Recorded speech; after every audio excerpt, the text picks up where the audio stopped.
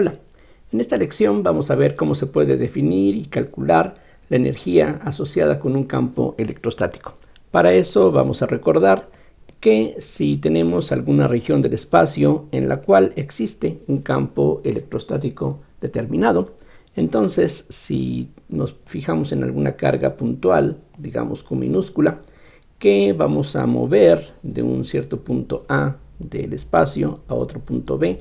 a lo largo de alguna trayectoria,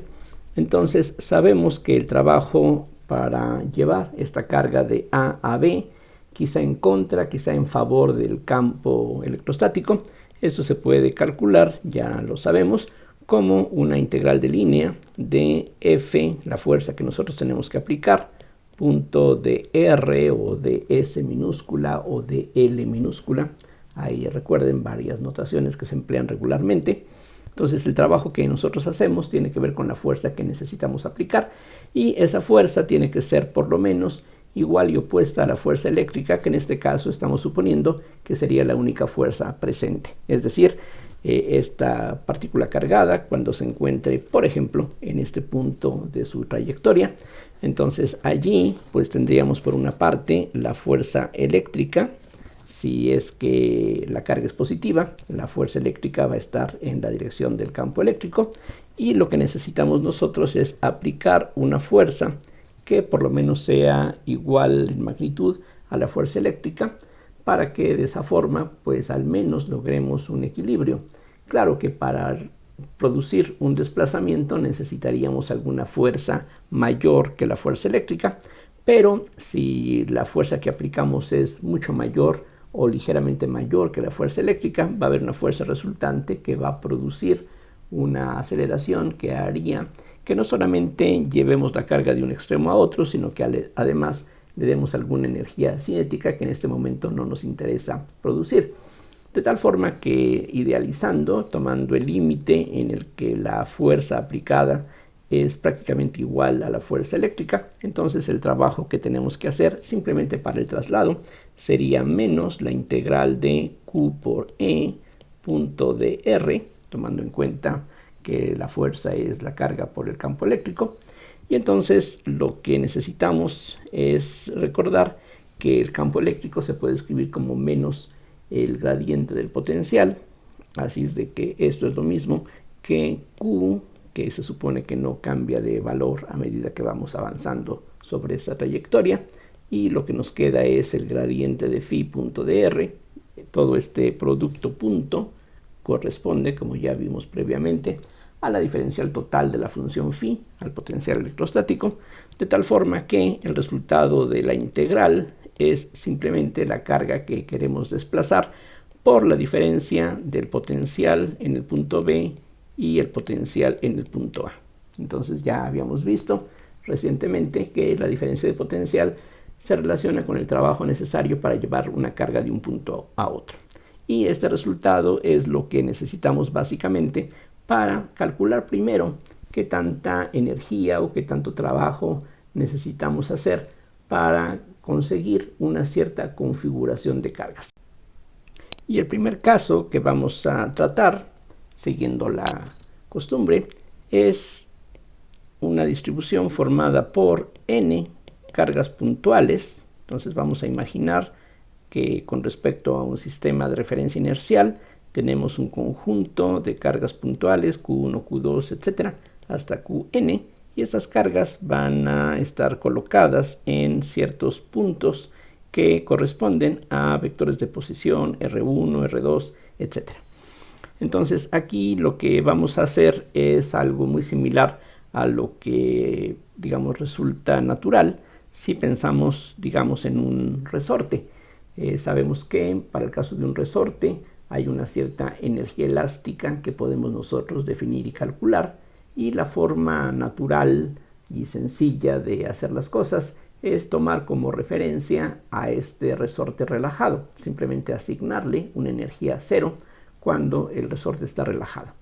Si el resorte ahora se comprime o se estira, tenemos que hacer un cierto trabajo para producir esa deformación. Aquí la idea que vamos a emplear es algo similar, es decir, vamos a pensar cuál sería la situación relajada para estas cargas. Si, por ejemplo,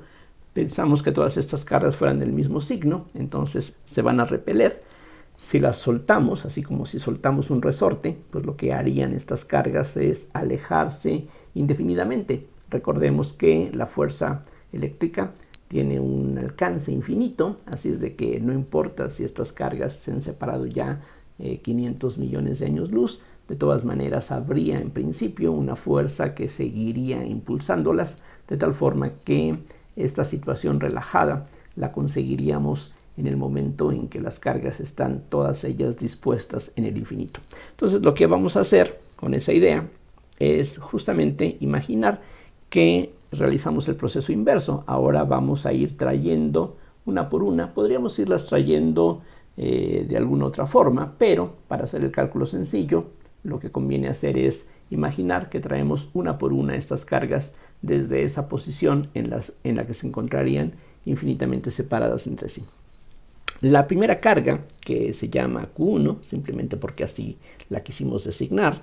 va a quedar en un punto con vector de posición R1 respecto a este marco, y el traslado de esta carga desde el infinito hacia esta posición es gratis porque no hay ningún campo eléctrico presente, así es de que ahí no hay ningún trabajo que tengamos que hacer. En cambio, para la segunda carga que ahora vamos a agregar, esta carga queremos que quede en un punto con un vector de posición R2, y entonces aquí sí tendríamos un trabajo que necesitamos hacer, y ese trabajo, de acuerdo con la fórmula que vimos previamente, se puede determinar simplemente como el producto de la carga Q2 por la diferencia de potencial producido por esta carga Q1, es decir, esta carga no siente su propio campo, va a estar moviéndose aquí en contra del campo que esta otra carga produce, y lo que ya sabemos es que para una carga puntual como esta, esa diferencia de potencial entre el infinito y este punto se puede expresar de esta forma, como 1 sobre 4 pi epsilon 0 por Q1 entre la norma de R1 menos R2. Ya esta expresión es justamente la diferencia de potencial entre el infinito y este punto, una diferencia como esta, que corresponde, repito, al potencial producido por la carga Q1. Similarmente, si ahora agregamos, una vez que ya hemos hecho este cálculo, una tercera carga, Q3, que también viene desde el infinito hasta colocarla en el punto R3,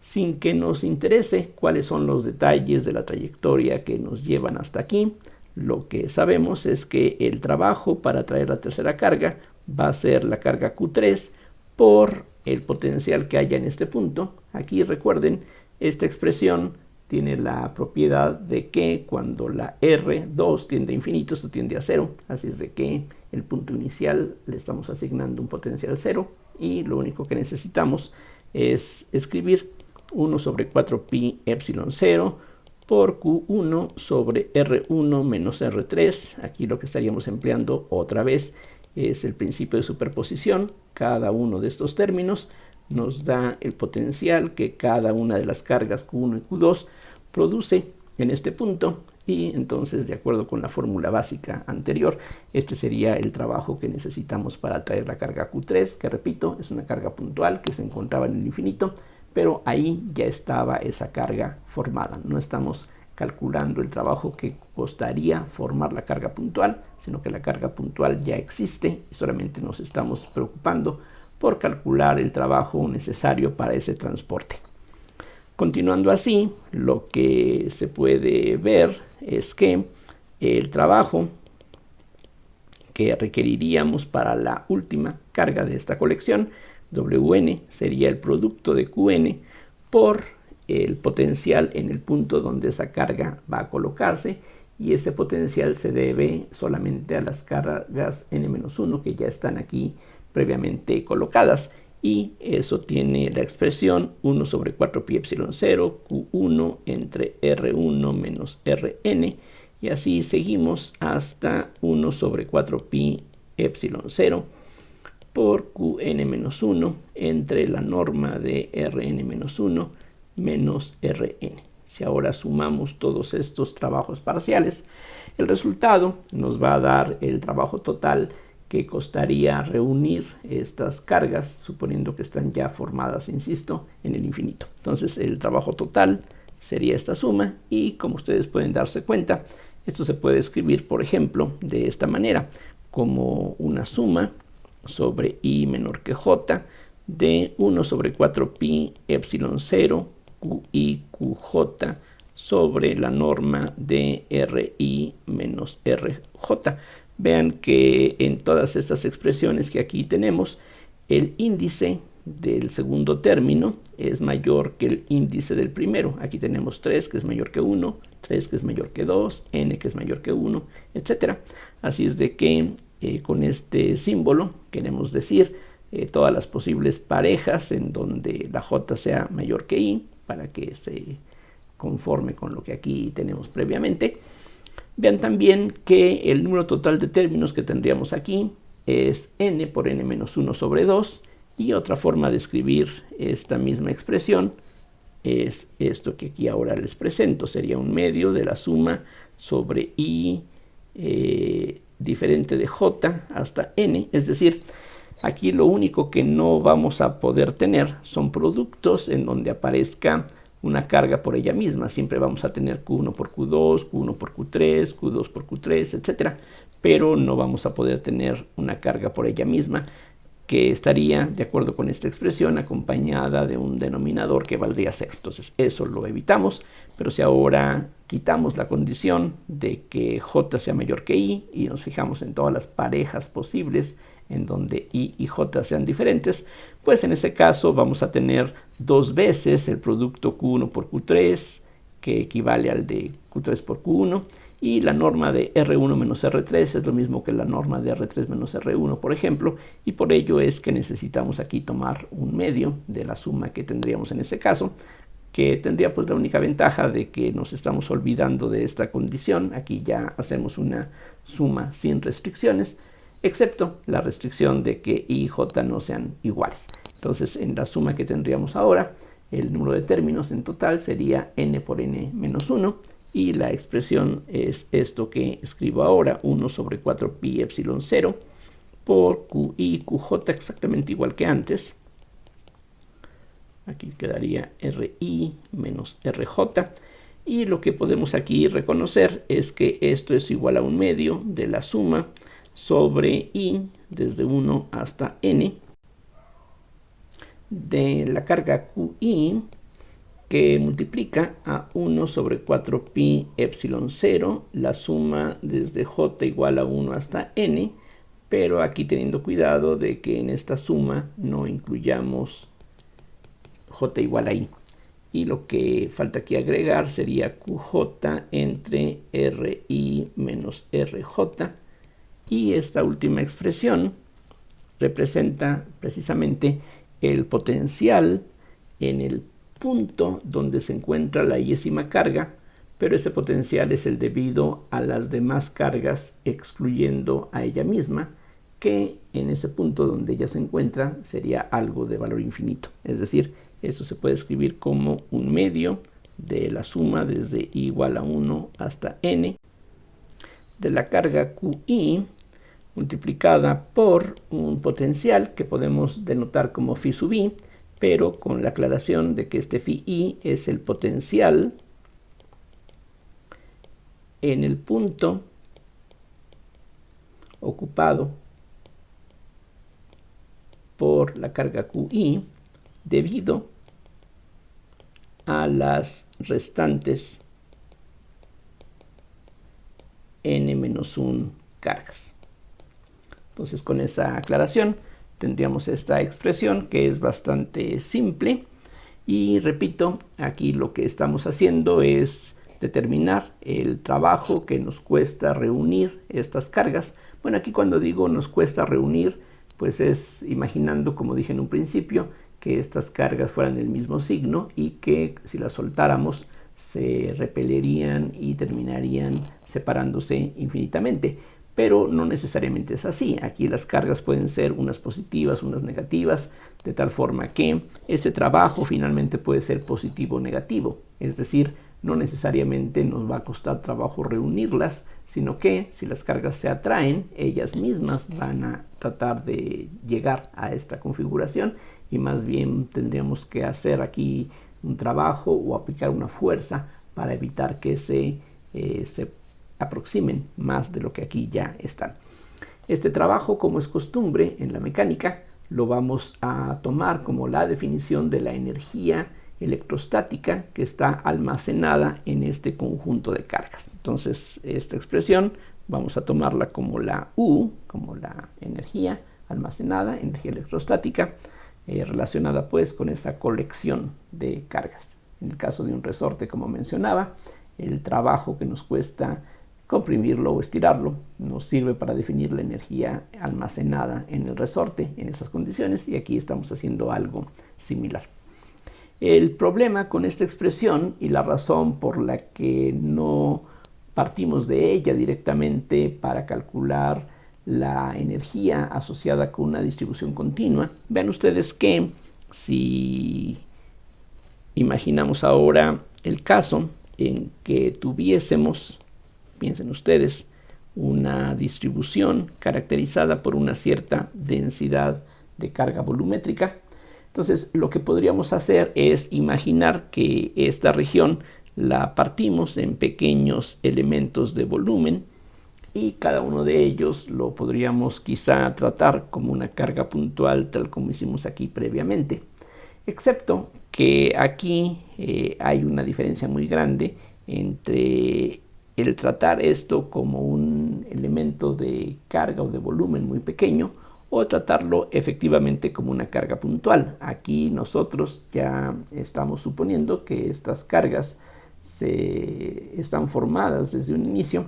y lo que vamos a ver es que si hacemos un análisis un poquito diferente, de todas maneras basado todo el tiempo en la expresión que teníamos en un principio, vamos a ver que se obtiene un resultado diferente si estamos pensando que la carga está totalmente pulverizada y repartida nuevamente en el infinito, pero ahora no formando estos grumos, estas cargas puntuales, sino que vamos a pensar que la carga está totalmente dispersa, olvidándonos, como de costumbre, de que en realidad la carga está cuantizada, o pensando que esa cuantización de la carga, pues en muchas situaciones se puede aproximar como si fuera realmente una pulverización total. Pero bueno, aquí vamos a imaginar que la carga se puede conseguir por cualquier cantidad real, cualquier valor vamos a pensar que es posible, y entonces vamos a imaginar que, pues pensando más o menos como en el caso anterior, imagínense que tenemos una cierta distribución de carga, y si esta carga fuera toda ella del mismo signo, al soltarla y bajo la acción solamente de la fuerza electrostática, estas cargas se tenderían a separar y simplemente terminaríamos, quizá después de un tiempo infinito, con toda esta carga repartida en el infinito, pero totalmente dispersa, no formando cargas puntuales. Entonces eso es lo que vamos a determinar ahora. ¿Cuál sería el trabajo que necesitamos realizar para conseguir una cierta distribución volumétrica de carga,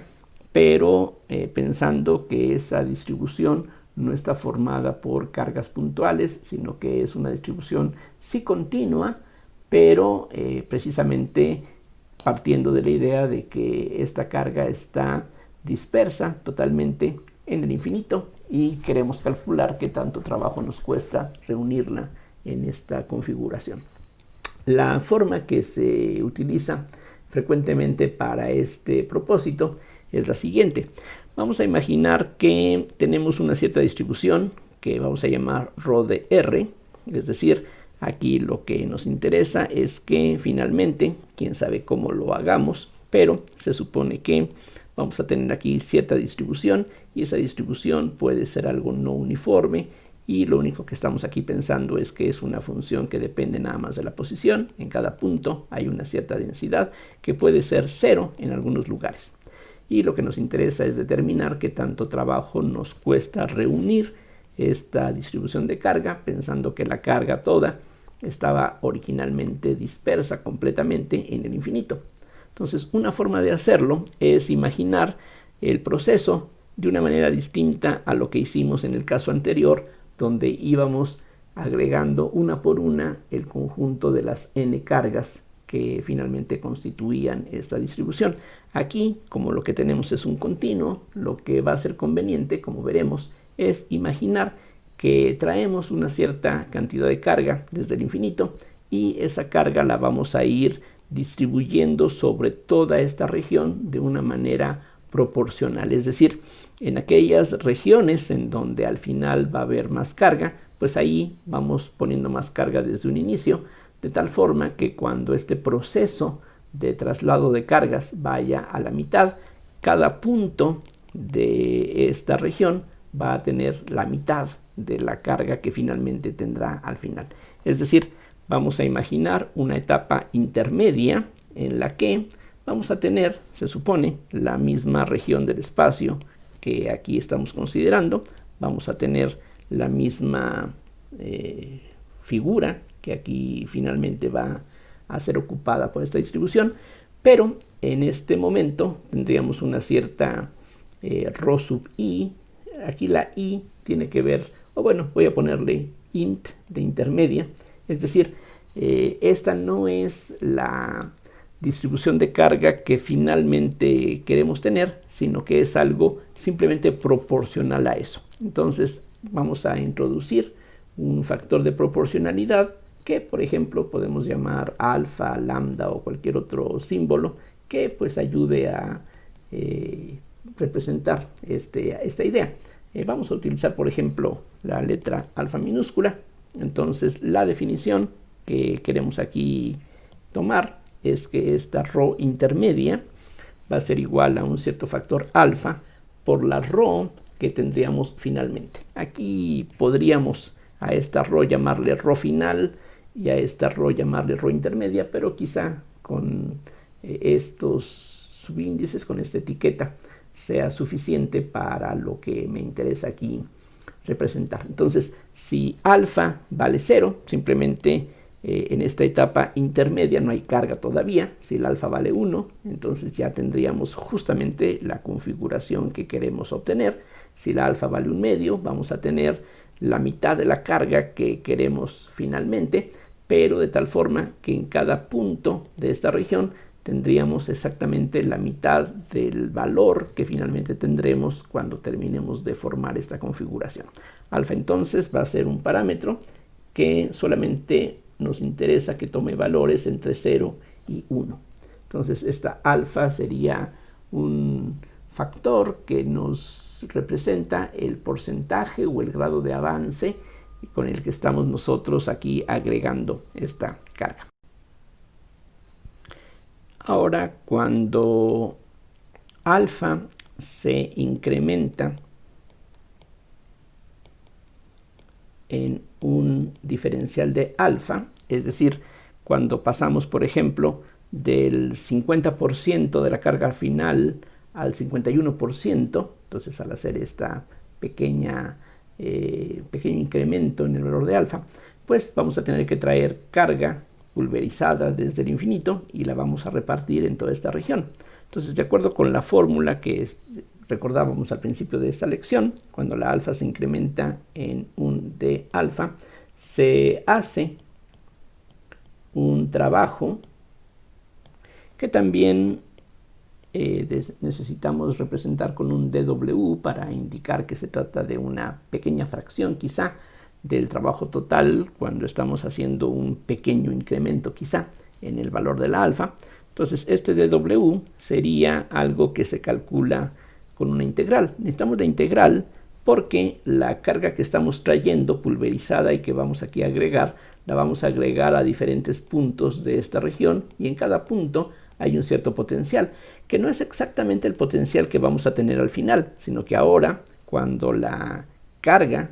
tiene un cierto valor rho intermedio, pues también aquí en cada punto vamos a tener un cierto potencial phi intermedio.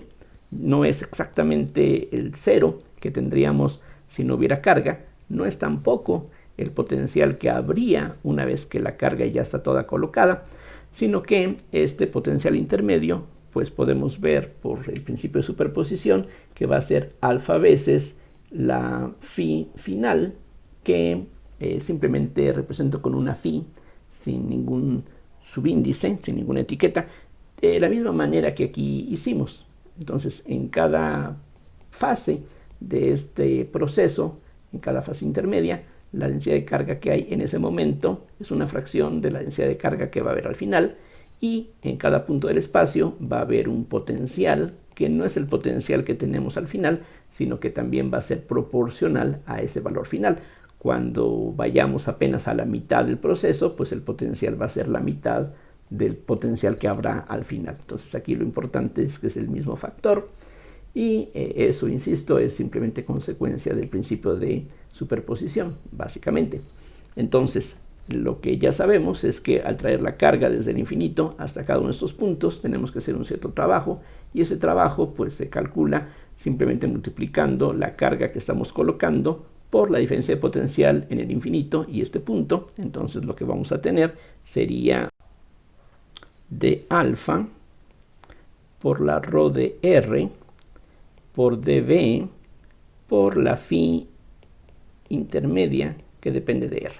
Aquí esto requiere quizá un poquito de explicación. La integración sería sobre la región en donde se va a colocar esta carga.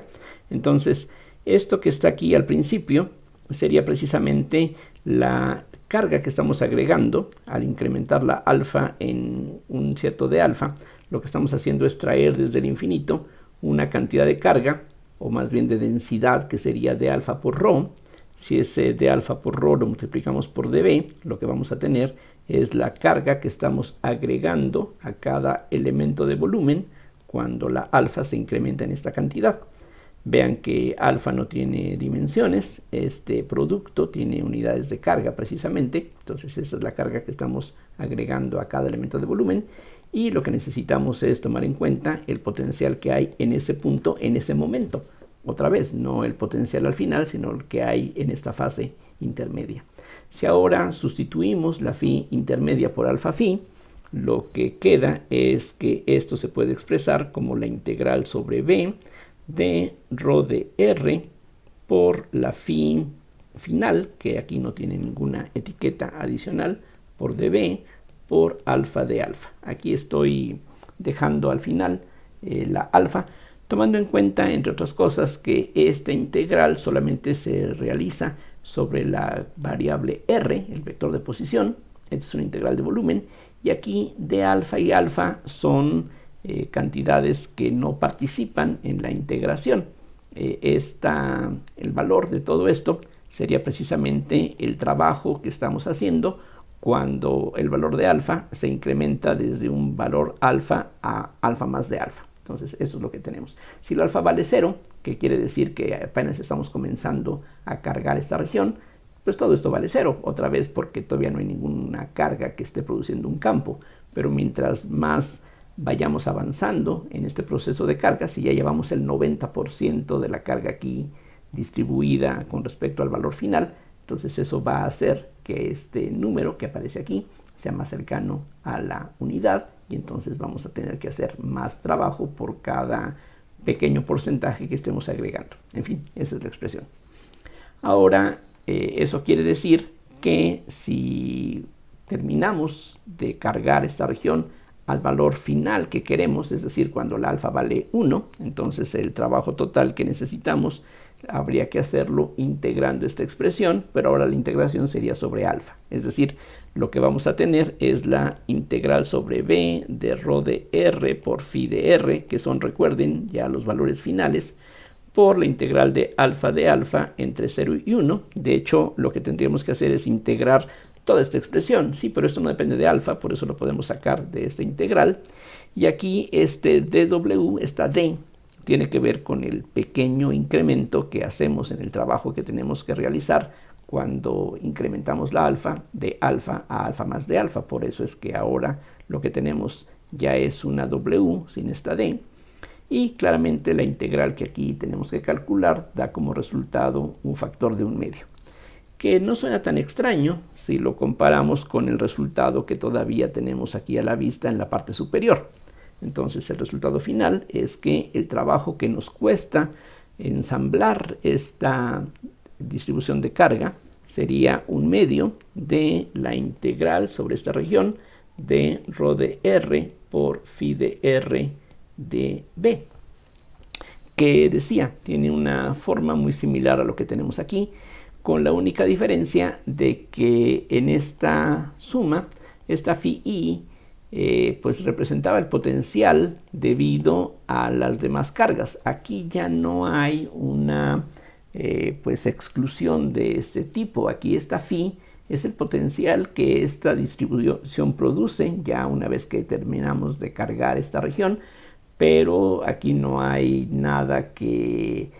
especifique que se está evitando algo así como infinitos que pudieran producirse si estuviéramos incluyendo el potencial de una carga puntual sobre ella misma. Eso va a hacer que el resultado de esta integral y el resultado de esta suma no coincidan cuando estén presentes cargas puntuales. Y la diferencia es que aquí, en este cálculo que hemos hecho, estamos pensando que la carga comienza toda pulverizada en el infinito y que si terminamos aquí formando estos grumos en donde tendríamos cargas puntuales, nos va a costar trabajo reunir esa carga pulverizada para formar esos puntos. Aquí en cambio esas cargas puntuales ya existían de antemano y no estamos agregando en la cuenta el trabajo que costaría formar esas cargas puntuales. Entonces esta expresión y esta expresión en algunas ocasiones puede diferir por esa razón.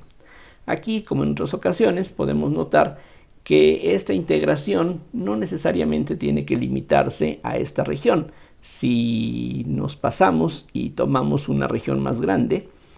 no hay problema, porque si aquí afuera no hay carga, entonces la ρ vale 0 aquí afuera y entonces el resultado de esa contribución adicional vale 0. Así es de que podríamos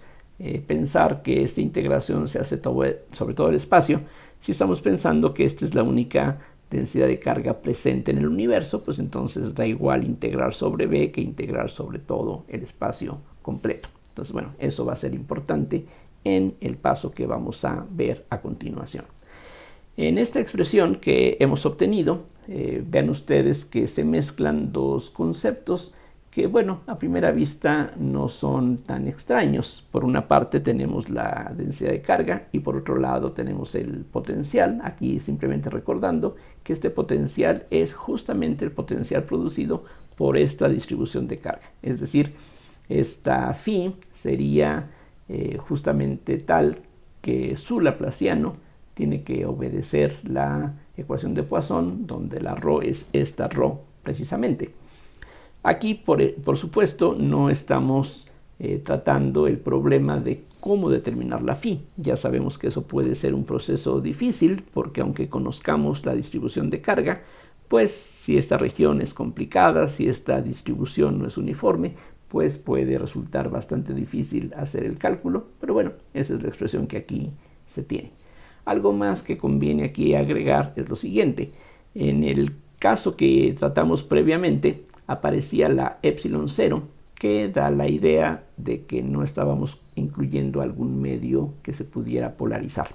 Aquí, en cambio, podemos reconocer que todo el cálculo es igualmente válido si pensáramos que hay dieléctricos presentes. Simplemente vean ustedes que aquí en estas expresiones lo único que hemos hecho es utilizar la expresión que vimos en un principio, que se refiere a que el trabajo necesario para llevar una carga de un punto a otro se relaciona con la diferencia de potencial, y ahí ya ese potencial pues tendría que tener en cuenta la presencia de dieléctricos si efectivamente es el caso. Esta ρ entonces habría que entenderla como una densidad de carga libre, es decir, esta ρ precisamente es la carga que, como dije antes, estaba pulverizada en el infinito y le estamos trayendo a ocupar esta región. Posiblemente esta región fuera un trozo de vidrio y sobre ese trozo de vidrio estamos colocando esta carga. Bueno, entonces aquí hay que distinguir, como ya sabemos, entre la densidad de carga libre y la densidad de carga de polarización que va a surgir precisamente por la polarización. Entonces aquí tendríamos que hacer la aclaración de que esta ρ es la densidad de carga libre. Y ya de esa forma, esta expresión sería válida en esa forma general de una manera pues bastante sencilla. No tenemos que hacer los cálculos nuevamente para ver qué es lo que pasaría en un caso así. Entonces vamos a definir la energía almacenada en este sistema otra vez a partir de ese trabajo, y entonces la U sería un medio de la integral, si queremos, sobre la región B o sobre todo el espacio, de la densidad de carga libre en el punto R por el potencial que esa misma distribución está creando, pero sin excepción. Esta phi es el potencial que produce toda la distribución de carga que tengamos, y de hecho esta phi va a deberse no solamente ahora a la densidad de carga libre, sino que también se va a deber a la densidad de carga de polarización que se genere justamente por el fenómeno de la polarización. Ahora, ya sabemos que la divergencia de la D es igual a la densidad de carga libre, así es de que tenemos otra forma de escribir la integral que aquí hemos hallado. Entonces esto sería un medio de la integral, y aquí no voy a poner sobre qué región estamos integrando porque precisamente tenemos esa flexibilidad que vamos a utilizar en unos momentos más. Entonces lo que tendríamos sería la phi de R por la divergencia de D, que depende de R, pero bueno, quizá no sea necesario recalcarlo. Y ahora lo que podemos hacer, como en algunos cálculos que hemos visto previamente y como en muchos cálculos que vamos a encontrar más adelante, aquí podemos realizar este truco. Este producto que aparece dentro de la integral del producto de phi por la divergencia de D se puede escribir como la divergencia de phi por D, y a eso tendríamos que restarle, utilizando la regla de Leibniz, la D por el gradiente de phi. Entonces esto es lo que tendríamos que integrar sobre este volumen. Pero aquí ayuda el que nos queda una integral de volumen de una divergencia, y el teorema de Gauss nos dice que esta integral, si partimos la integral en dos, se puede convertir en una integral de superficie. Pero aquí precisamente otra vez nos conviene pensar que la región de integración es todo el espacio, porque entonces la frontera de todo el espacio sería una superficie en el infinito, y allí vamos a suponer que el potencial tiende a cero, que es más o menos lo que aquí también estábamos pensando. Entonces, de esa manera, lo que nos va a quedar es menos un medio de la integral de d punto gradiente de phi de b, pero aquí ya estamos pensando en todo el espacio. Pero ahora podemos recordar que menos el gradiente de phi es el campo electrostático, así es de que esto es un medio de la integral de e punto d de b, y entonces de esa manera nos queda la energía que está asociada con esta distribución de carga, donde puede haber dieléctricos presentes y conductores también, no hay problema. Entonces esta energía va a expresarse enteramente en función de los campos E y D. Aquí pues repito, esto sería la integral sobre todo el espacio, y esto nos lleva de una manera natural a identificar una densidad de energía que se suele denotar con una U minúscula, que habría que definir entonces como un medio de E punto D. Entonces esto vamos a llamarle la densidad de energía del campo electrostático. Aquí pues la idea ahora es que, aunque en el cálculo lo que estábamos haciendo era determinar qué tanto trabajo tenemos que hacer para reunir estas cargas, ahora una vez que tenemos esta expresión, pues vean que las cargas no se ven ahora. Aquí lo que tenemos es simplemente los efectos que esas cargas producen. Entonces lo que podemos hacer es cambiar de punto de vista y simplemente pensar que en lugar de que las cargas sean las que tengan la energía, es el campo mismo el que tiene la energía. Entonces esa es una forma, si ustedes gustan, una definición que más adelante vamos a ver que tiene mucho sentido. Vamos a ver cuando finalmente hablemos de las ecuaciones de Maxwell que estas ecuaciones para el campo electromagnético, ya unidos el campo eléctrico y el campo magnético, pues tiene soluciones que son ondas viajeras que podemos considerar que llevan energía, y esa energía entonces va a estar radicando en los campos, ahí ya no en las cargas mismas. Entonces este punto de vista pues conviene irlo adoptando desde aquí. Entonces esa sería pues la expresión que vamos a utilizar para definir tanto la energía del campo como la densidad de energía del campo, dependiendo si estamos ya sea hablando de la integral o de esta cantidad, que vean es una función escalar que solamente dependería de la posición. Esto no depende del tiempo porque estamos todavía pensando en campos estáticos. Pero bueno, ese es el resultado. Si el medio que tenemos es un medio lineal, entonces la polarización va a ser directamente proporcional al campo eléctrico, y eso entonces implica que la D la vamos a poder expresar como epsilon por E, y en este caso esta expresión se puede simplificar ligeramente. Simplemente quedaría como un medio de epsilon por E cuadrada, y esa expresión, repito, sería útil, sería aplicable si tenemos dieléctricos lineales. De otra forma, pues esta sería la expresión que sería aplicable en casos un tanto más generales. Ahora, aunque esta expresión que aquí tenemos es muy interesante por muchísimas razones, no quiere decir que siempre sea la fórmula más útil para ciertos problemas. Por ejemplo, si consideramos un conjunto de conductores cargados, lo que conviene es regresar a la expresión original que teníamos aquí dada arriba. Entonces vamos a imaginar, para terminar esta lección, que tenemos un conjunto de conductores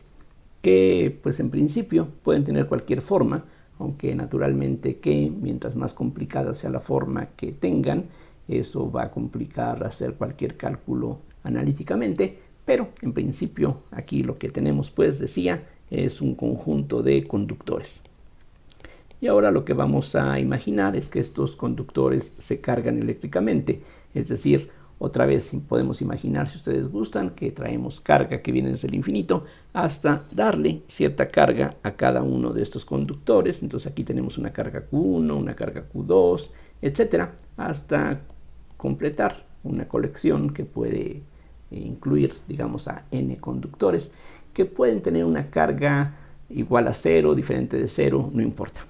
En ese caso, la energía que estaría almacenada se expresaría no a través de una expresión como la que tenemos aquí, sino que en este caso esa carga vamos a suponer que pues se deposita en los conductores, pero como ya sabemos, cualquier exceso de carga automáticamente emigra hacia la superficie.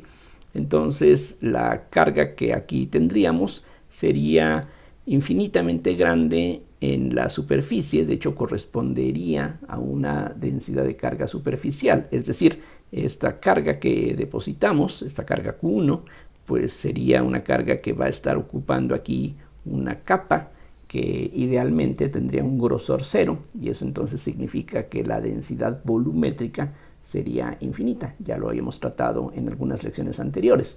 Tenemos dos opciones: ver esta densidad en términos de deltas de Dirac, que precisamente van a representar esa densidad que se vuelve infinitamente grande, o de una forma quizá más elemental,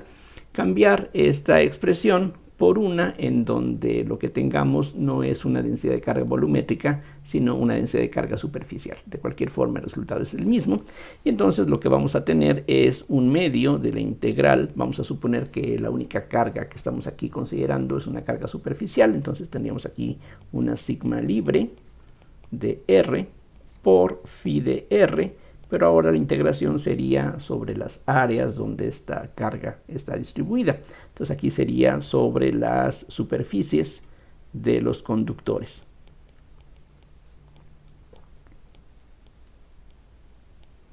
Pero ya sabemos que en un conductor, en la situación estática, el potencial tiene que ser el mismo en todos los puntos de la superficie. Aquí vean, estas integrales son integrales de superficie. Esta R, el vector de posición, serían solamente vectores de posición de los puntos en la superficie, y ahí precisamente lo que vamos a tener es que en todos los puntos de una de estas superficies, el potencial sería exactamente el mismo. Entonces vamos a llamarle Φ1 al potencial de este conductor, Φ2 al potencial que tendríamos en la superficie de este otro conductor, etc. Entonces en ese caso las cosas se simplifican porque en cada una de estas superficies el potencial tiene un posiblemente diferente valor constante, pero en cada una de ellas podemos sacar esta phi y la integral de la sigma por dA lo que nos va a dar es la carga. El resultado pues es que esto va a ser un medio de la suma de cada uno de los potenciales de esos conductores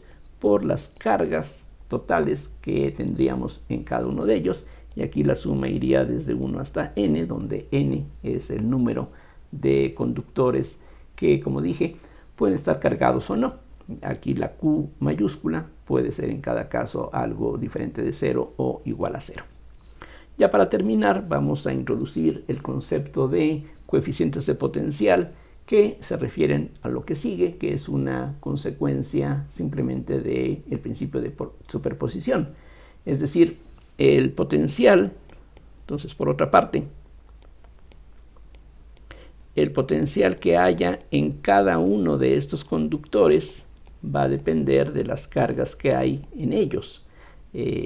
Obviamente que si nosotros incrementamos cualquiera de estas cargas, pues eso va a producir un campo más intenso que va a hacer que el potencial crezca en esa misma proporción.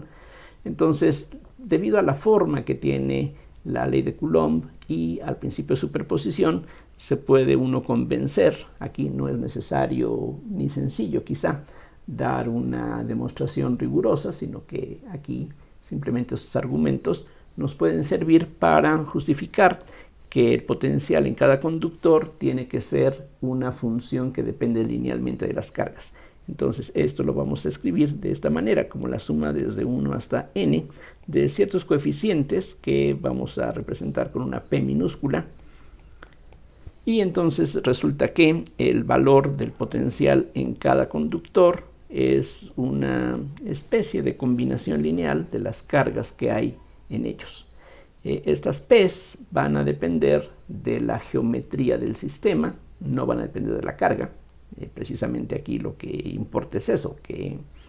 el potencial sea algo que cambiaría, crecería, por ejemplo, si nosotros duplicamos la carga en un conductor, entonces eso haría que el potencial en todos los demás pues se duplique en lo que se refiere a la contribución producida por ese conductor. Entonces estas P's tienen que ser constantes en el sentido de que no dependen de la carga, pero sí van a depender de la geometría, van a depender de la forma de cada uno de esos conductores y de la forma en la que estén colocados uno en relación con el otro. Entonces, si rotamos uno de estos, eso va a hacer que estos coeficientes cambien. Estas P's se llaman, decía, coeficientes de potencial, y como decía en un principio, el cálculo de estos coeficientes puede resultar complicado. Bueno, no lo dije explícitamente, lo que dije es que si la forma de estos conductores es algo complicado, pues va a ser difícil seguramente calcular cómo se distribuye la carga, cuál sería el potencial que hay en cada conductor, y en principio lo que sí sabemos es que los potenciales tienen que depender de esta manera. Entonces eso define a estos coeficientes de potencial. Y repito, estos coeficientes, bueno, las dimensiones que tienen aquí se ven con facilidad, serían volts sobre Coulomb, y su expresión, el valor que tengan esos coeficientes, insisto, depende de la forma de todo el arreglo. O sea, va a influir el tamaño, la forma que tiene este conductor y todos los demás, y la forma en que están colocados unos con respecto a los otros. Aquí lo único que puede ocurrir es que si trasladamos todo rígidamente, esos potenciales no van a cambiar, pero si trasladamos uno de ellos, entonces sí, eso va a afectar a estos coeficientes, como uno puede entender fácilmente. Vamos a ver, entre otras cosas, en la siguiente lección, que estos coeficientes tienen que formar una matriz simétrica Y para eso pues va a ser útil justamente lo que hemos estado tratando en esta lección relacionada con trabajos y energías. Pero bueno, por ahora sería todo lo que vamos a tratar en esta ocasión y gracias por su atención como siempre y continuaremos en la próxima. Hasta luego.